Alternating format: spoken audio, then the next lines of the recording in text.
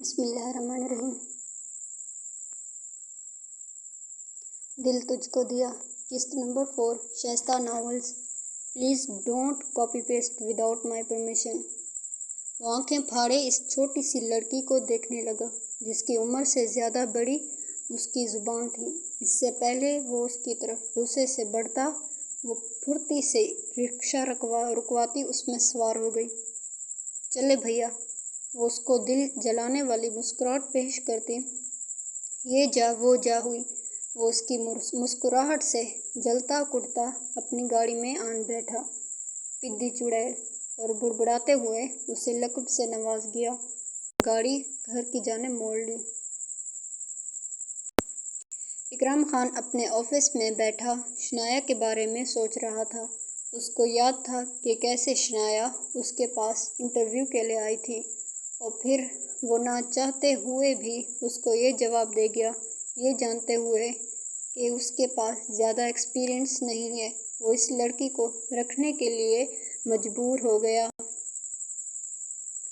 اکرام خان ایک انڈسٹری کا اکلوتا مالک، جو سانولی رنگت، مناسب قد کاٹ، مغرور ناک کے ساتھ وہ کسی کا بھی آئیڈیل ہو سکتا تھا۔ وہ ہمیشہ شنایا کے ساتھ روڈلی بہیو کرتا تھا تاکہ اس کے دل کی بات شنایا پر عیاں نہ ہو جائے۔ اس کو وہ معصوم سوبر سی لڑکی بہت پسند تھی۔ انہی خیالوں میں گم ہوتے اس کے ہونٹوں پہ ہمیشہ مسکراہٹ رقص کرتی تھی۔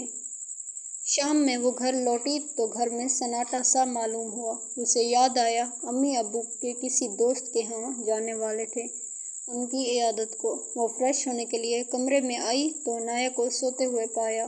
وہ اکثر اسکول سے واپس آنے کے بعد سو جایا کرتی تھی اور پھر رات دیر تک ٹی وی دیکھتی رہتی تھی۔ شنایا کے برعکس عنایہ زندگی کو کھل کر جینے والی شرارتی سی لڑکی تھی۔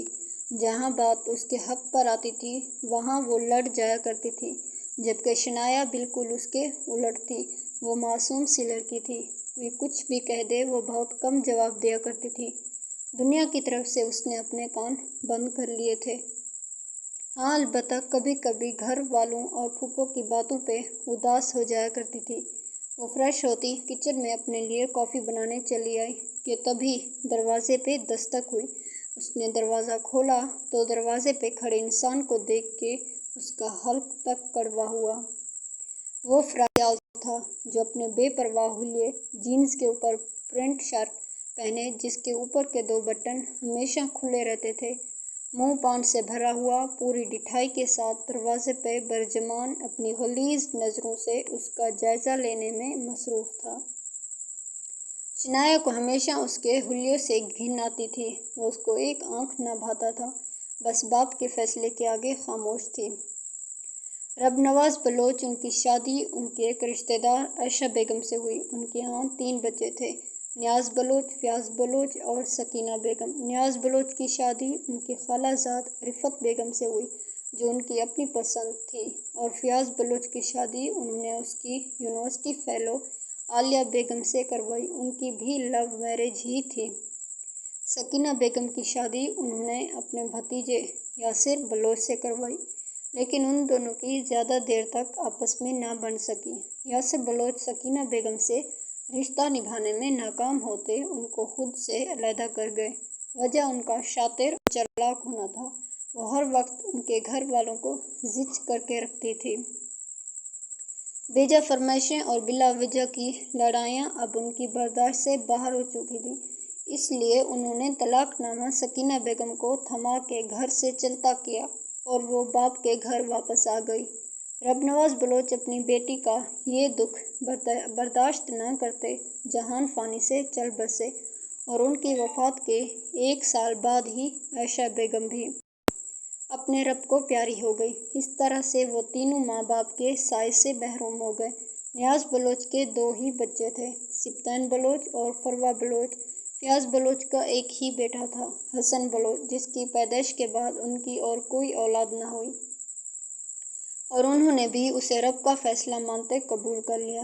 حسن بلوچ کی پسند کا خیال رکھتے ہوئے انہوں نے اس کا نکاح فروہ بلوچ سے کر دیا تھا۔ سکینہ بیگم کی بس ایک ہی بیٹی تھی، نائلہ بلوچ، جو بچپن سے ہی سبطین بلوچ سے پاگلوں کی طرح پیار کرتی تھی۔